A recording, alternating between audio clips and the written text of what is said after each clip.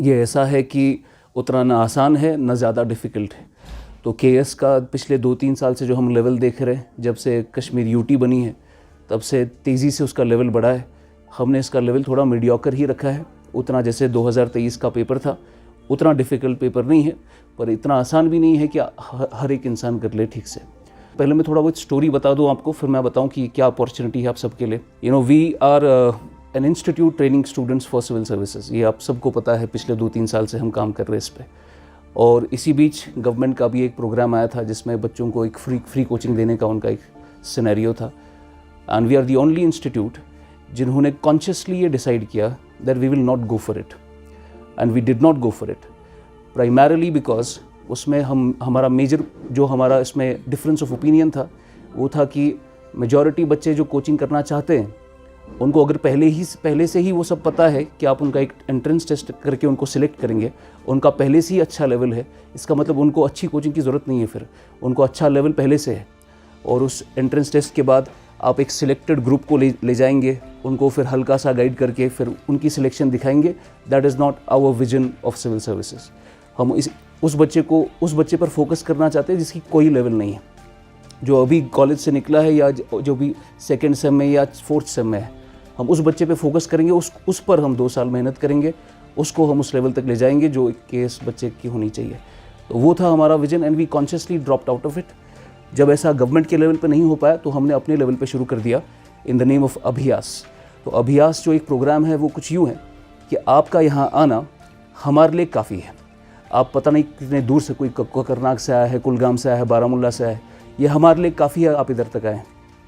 आपके इधर आने पर ही we will make a solution for you, कि आपका इधर आना, टेस्ट में जो रिजल्ट आएगा वो बाद में देखेंगे हम, पर आपके आने पर ही विल मेक श्योर कि you get something out of it. तो पहला वो। सेकेंडली, जिनमें अच्छी सलाहियत है, जो अच्छा प्रिपेयर करके आए हैं, उनको जितने ज़्यादा मार्क्स मिलेंगे, जितनी ज़्यादा परसेंटेज मिलेगी, उतना उनका जो फ़ी है वो हम अफोर्ड कर लेंगे उनको कोई टेंशन नहीं है कि फ़ी कितना देना है। फिर जितना आप ज़्यादा स्कोर करेंगे उतना आपका फ़ी कम हो जाएगा। That is one part of it. Secondly, एक चीज़ मैं बता दूं बस यूपीएससी की जर्नी के बारे में। जनरली ये एग्ज़ाम आपको ट्रांसफॉर्म करता है, आपको कभी कभी हर्ट भी करता है, आपको बदलाता है।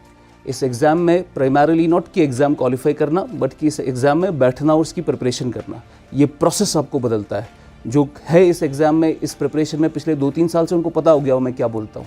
इस प्रिपरेशन में, इस सिलेबस में, it is beyond your geographical boundaries, it's beyond politics and culture. ये आपको एक कंप्लीट पर्सनालिटी बनाता है। इट्स नॉट लाइक कि आपको एक स्पेसिफिक कोर्स है जो हम यूनिवर्सिटीज़ में, कॉलेजेस में करके ख़त्म करते हैं और हमारा जो एक्सपर्टीज़ होता है वो सिर्फ उसी कोर्स में होता है। पर सिविल सर्विसेज की प्रिपरेशन आपको इमोशनल और इंटेलेक्चुअल एबिलिटीज़ दोनों देती है। इसमें सिर्फ आपके फैक्चुअल सब्जेक्ट्स नहीं, नॉलेज वाले पार्ट नहीं, बल्कि थ्योरी और फिलोसॉफिकल चीज़ें भी पूछी जाती है। आपकी इमोशनल इंटेलिजेंस भी चेक करी जाती है। It's not the examination of your knowledge, it is the examination of your character. आपका कैरेक्टर बनाता है। और इसकी जो लेवल बनाई गई है, प्रीलिम्स, मेंस और इंटरव्यू, बराबर आपका कैरेक्टर चेक होता है तीनों लेवल्स में, primarily acing with the interview level. तो इसमें इट्स नॉट कि आपको 5-10 किताबें याद हो गई ज़बानी और ये एग्ज़ाम हो गया आपसे, बिल्कुल भी नहीं।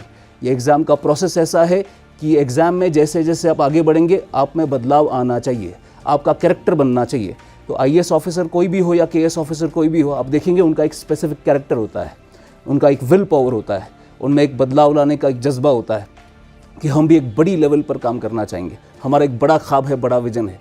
तो जैसे किसी ने कहा था कि जिसका नज़रिया ऊंचा होता है और मस्त होता है, उसका एग्ज़ाम भी ज़बरदस्त होता है।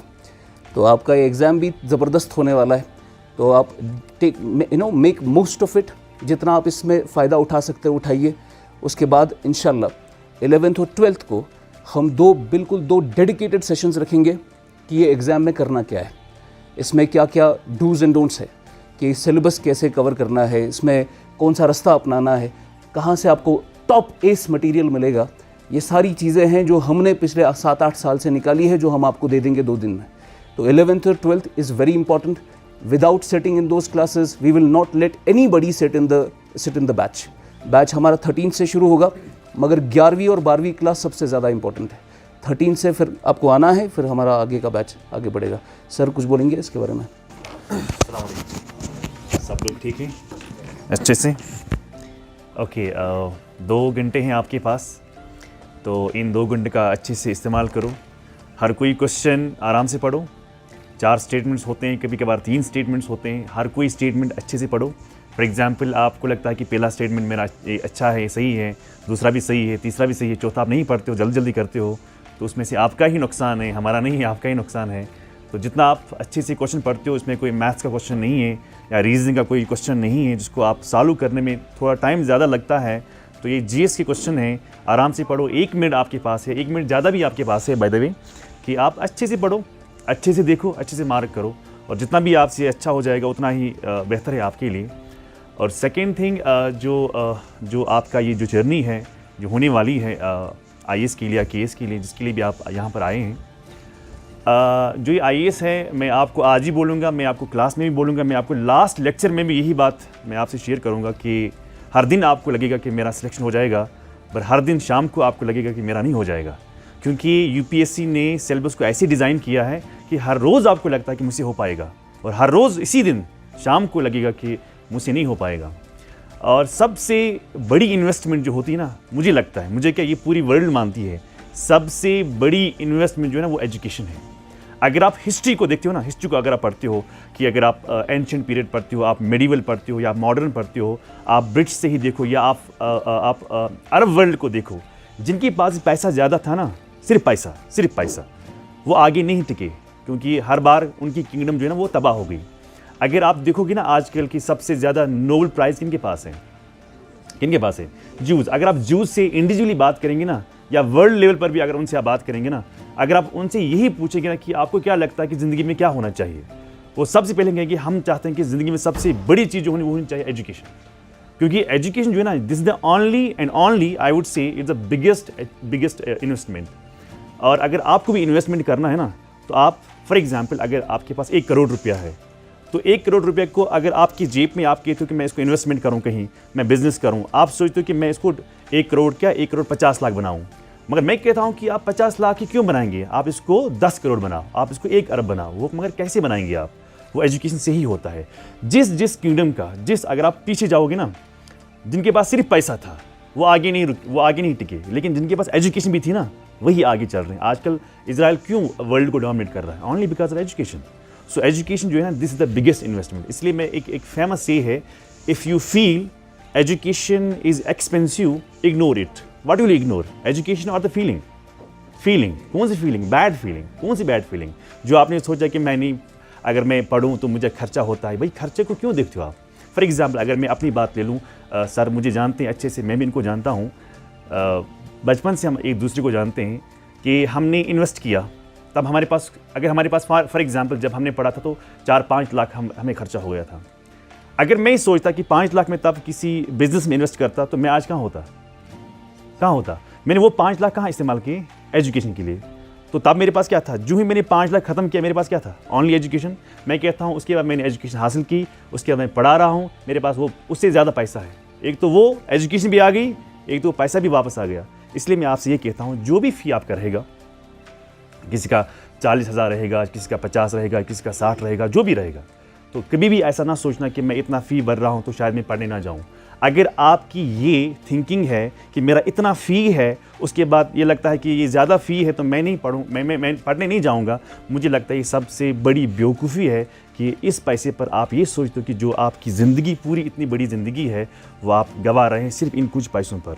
तो मेरी तरफ देखो, सर की तरफ देखो, हमारे पास कोई पैसा नहीं था, जो भी पैसा हमारे पास था वो हमने एजुकेशन पर लगा दिया, लेकिन पैसा वापस आया, और एजुकेशन भी है, और नाम भी है, सब कुछ है।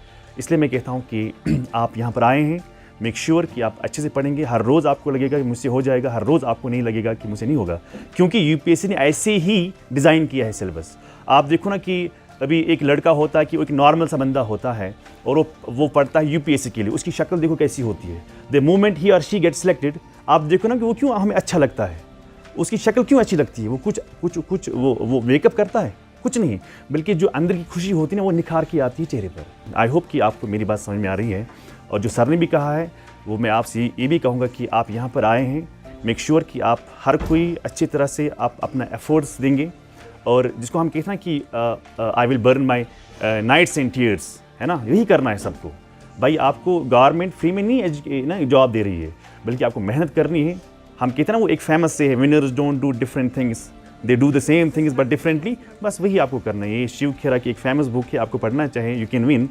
बहुत ही अच्छी बुक है, तो इससे आप शायद आप अपनी मोटिवेशन को शायद मेंटेन कर पाएंगे। आप इसको पढ़ो। जो भी सर आपको कल यहाँ पर आएंगे पढ़ाने के लिए, सर को फॉलो करो। जो सर आपको कह रहा है वही करो। सर कह रहा है कि बुक मत लाओ, जिस दिन सर कहेगा बुक लाओ उसी दिन बुक लाओ, ठीक है ना। तो आई होप कि आप सब आए हैं, आप अच्छी तरह से टेस्ट दे दो, मेहनत करो, और रिजल्ट जो है ना वो ऑलवेज ग्रेट होंगे, लेकिन तब जब आप ग्रेटली उसके पीछे पीछे जाओगे। तो मेरी तरफ से इतना ही है, थैंक यू वेरी मच। बाकी सर आपसे बात करेंगे। तो जैसे सर ने अभी बात की about how you are going to do your studies, जिस तरह से आपने पढ़ाई करनी है, जिस तरह से आप क्लासेस अटेंड करेंगे, एक चीज़ ध्यान में रखने वाली बहुत ज़रूरी है। आपने आज तक जैसी पढ़ाई की है, ये एग्ज़ाम बिल्कुल डिफरेंट है। अभी आपके पीछे एक कॉलेज था, एक इंस्टीट्यूशन था, एक स्कूल था जो आपके लिए एक फोर्स का काम कर रहा था। आपके एग्ज़ाम होंगे, आपने पढ़ना है, उसके लिए आपकी डिग्री कंप्लीट होगी। लेकिन अब जो आपका स्टेज है वो सबसे क्रिटिकल स्टेज है। क्यों? बिकॉज अब आपके पीछे कोई इंस्टीट्यूशन खड़ा नहीं होगा। अब you will be your own decision makers, you will be your own mentors, guides, whatever you want to be, आप अपने लिए खुद होंगे। और इस स्टेज पे बहुत ज़रूरी है कि आप अपने आप को फोकस्ड रखो, क्योंकि ये एग्ज़ाम में बैठना ही प्रोसेस नहीं है, वो प्रोसेस की शुरुआत है। और खाली बैठने से एग्ज़ाम क्वालिफाई नहीं होता है।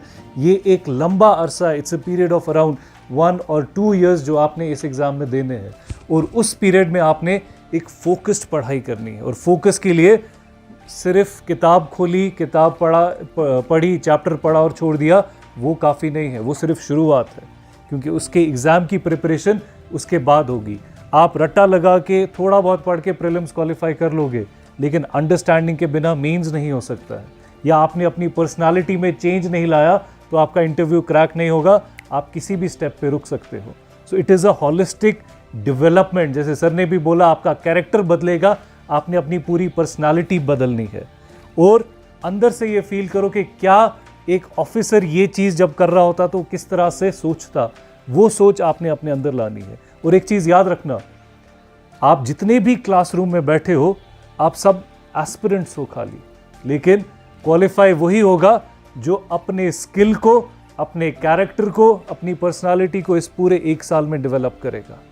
एक्सप्लोर योरसेल्फ, अपने स्किल्स निकाल के लाओ, अपनी शॉर्ट कमिंग्स पे काम करो, अपनी स्ट्रेंथ्स को और फाइन बनाओ, तब जाके एग्ज़ाम पूरा होने वाला। और उसके लिए बहुत ज़रूरी है कि आपके साथ एक गाइड जुड़ा हो, आपके साथ एक मेंटोर जुड़ा हो। बिकॉज इस एग्ज़ाम में आप जब कोई भी, आप इंटरनेट यूज़ करो या आप एक बुक स्टोर पे जाओ, आपके पास हज़ारों किताबें हैं। और एक एस्पिरेंट, सबसे पहली परेशानी एस्पिरेंट की यही होती है कि कहाँ से पढ़ूँ, क्या क्या पढ़ूँ मैं। वो आपको जब तक 2 रास्ते हैं, या तो आप खुद एक्सप्लोर करो, उसमें 3-4 साल लग जाएंगे, या एक गाइड, एक मेंटोर ऐसा चुन लो जो आपको बता सके इन 5 में से 4 नहीं पढ़नी है, सिर्फ 1 पढ़नी है, ये वाली किताब सिर्फ इतनी पढ़नी है। वो गाइड का होना is the basic foundation of this classroom program. Because पढ़ाई वही है जो आपने सब्जेक्ट्स पढ़े हैं स्कूल में, कॉलेज में, वही सब्जेक्ट्स यहाँ भी पढ़ने। तो डिफरेंस क्या है? डिफरेंस है आपकी सिलेक्टिव पढ़ाई, सिलेक्टिव स्टडीज़, फोकस स्टडीज़। कि एग्ज़ाम के लिए क्या ज़रूरी है, वो चीज़ पता होना बहुत इंपॉर्टेंट है। बिकॉज पढ़ने 15 लाख स्टूडेंट हर साल पढ़ते हैं इस एग्ज़ाम के लिए, क्वालिफाई क्यों नहीं होते? Because this exam is not about studying only, it is about how are you going to study. वहीं पे सारी रेस बदल जाती है जब आपको ये पता चले कि मुझे पढ़ना कैसे। और उसके लिए इट्स अ पार्टनरशिप। जो इंसान यहाँ खड़ा है और जो वहाँ कुर्सी पे बैठा है, इन दोनों की पार्टनरशिप है। और ये पार्टनरशिप तभी चलेगी जब दोनों अच्छे से कोलैबोरेट करेंगे।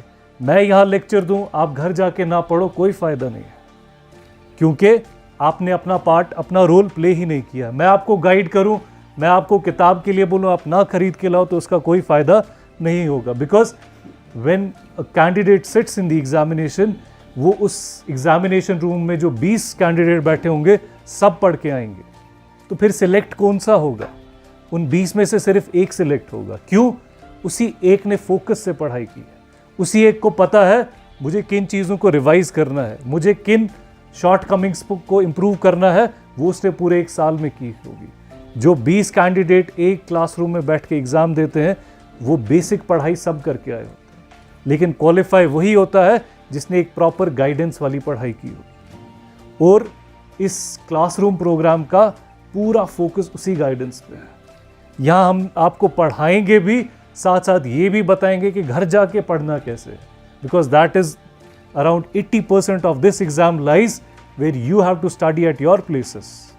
और वो ही सबसे बड़ा इसका ड्रॉबैक भी है कि बहुत सारे कैंडिडेट्स सारा साल इसी में स्ट्रगल करते हैं, उन्हें ना टाइम टेबल बनता है, ना पढ़ाई का पैटर्न समझ आता है, किताब खुलती है तो नींद आ जाती है। मैक्सिमम के साथ यही होता है। सो उस टाइम टेबल को, उस चैलेंज को ओवरकम कैसे करना है, that is what we are going to deal here. खाली पढ़ाई नहीं, वो तो आप किताब खोलो पढ़ना शुरू कर दो, 10 दिन की जगह 15 दिन लगा के पढ़ ही लोगे, लेकिन वो 5 दिन में कैसे पढ़नी है, उसमें से क्या क्या पढ़ना है, वो चीज़ें हम यहाँ पे करने वाले हैं। So it is not going to be a classroom that you have seen in the colleges और स्कूल्स, जहाँ लेक्चर दिया, आपने सुना, एक रफ नोटबुक पे 4 लाइनें लिखी और हो गया। This is a hand holding program, जहाँ पे आप क्लासरूम में भी पढ़ोगे, आपको प्रोग्राम के साथ आपके घर पे भी पढ़ाई होगी। और एक चीज़ हमारे क्लासरूम प्रोग्राम की बहुत ज़बरदस्त है, it will take you back to your schools. किस तरह से? यहाँ हम होमवर्क भी देते हैं, जो शायद आपने कॉलेज में नहीं किया होगा 4 साल 3 साल, यहाँ होमवर्क भी है। That homework is the basic of your preparation. जिसने प्रेपरेशन को सही से कर लिया वो एग्ज़ाम में नहीं रुक सकता है। जो प्रेपरेशन में स्ट्रगल करता रहा, उसको चाहिए फिर किताबें बंद करके कुछ और करना। And to make your preparation successful is the focus of this classroom program. So whatever we are going to do in this 1 year or 1.5 year is a hand holding of each candidate. यहाँ रोज test भी होगा, यहाँ रोज problem solving भी होगी, यहाँ presentation भी होगी। आप में से ही 4 बच्चे उठ के यहाँ पे एक दिन एक टॉपिक पढ़ेंगे, दूसरे दिन यहाँ के वही बोलेंगे भी उसके बारे में, सो दैट पर्सनालिटी ग्रो हुआ। जब तक आप अपने अंदर कॉन्फिडेंस फील नहीं करोगे कि मैं ये चैलेंजेस फेस कर सकता हूँ या कर सकती हूँ, तब तक आप टाइम वेस्ट कर रहे हो पढ़ाई के नाम पे। So that development of personality is the first thing that you need to do.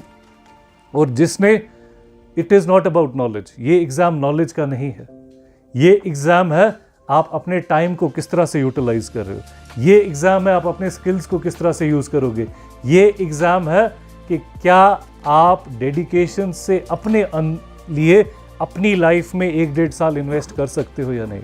जिसने कर लिया वो किसी भी स्टेज पे सक्सेसफुल हो जाएगा। जिसने अपने आप में टाइम इन्वेस्ट नहीं किया, वो फिर इस एग्ज़ाम में आगे नहीं जा सकता। You might qualify prelims, you will fall in the mains. You might qualify mains, you will definitely fall in the interview session. Because वहाँ पे पर्सनैलिटी अंदर से खींच के निकाली जाती है। वहाँ आपको पुश करेंगे विद क्वेश्चंस, वहाँ आपको परेशान करेंगे डिफ़िकल्ट क्वेश्चंस पूछ के, वहाँ पसीने छूटेंगे आपके। और जिसने वो क्राइसिस हैंडल कर लिया, वो तभी कर पाएगा जब उसने इस 1 साल में अपने आप पे काम किया। It is a year that you are giving to yourself. ना फैमिली को, ना सोसाइटी को, ना खानदान को, ना मोहल्ले को, किसी को नहीं। ये 1 साल आप अपने लिए चूज कर रहे हो। जिसको इस 1 साल की वैल्यू समझ आ गई, it's 365 days but each day counts. ये हर दिन एक स्टेप है, ये हर दिन एक स्टेप चलना है, तब जाके वो 365 डेज काउंट होंगे। ऐसा नहीं है कि 100 खत्म कर दिए, फिर 265, फिर 165, एक दिन वो 65 भी नहीं रहेंगे, and you will be having nothing in your hands. ठीक है, so best of luck for your exam. Roohan sir भी आपको कुछ बताएंगे अपने प्रोग्राम के बारे में। जो आपके अंदर अभी एक जज्बा है, अभी एक चिंगारी है। मैं भी कल उस स्टूडेंट से यही बात कर रहा था, जो आपके अंदर एक चिंगारी है, और जिस चिंगारी ने आपको यहाँ तक लाया है, और चाहे आप यहाँ करो, चाहे आप कहीं से भी करो, दिल्ली चले जाओ, मगर इस एक स्टेप जो आपने आज लिया है, इस स्टेप को वापस मत लो। आगे बढ़े हो, आगे ही चले जाओ। मैं कह रहा हूँ सिर्फ एक बात, आप सारे हमारे जो है वो फूल हो, और आगे बढ़ते जाना है, चाहे कितनी भी डिफ़िकल्टीज हो। बाकी जो टीचर्स ने ऑलरेडी डिस्कस किया है, हम टेस्ट स्टार्ट कर लेंगे इंशाल्लाह। कर ले मैम, स्टार्ट है टेस्ट।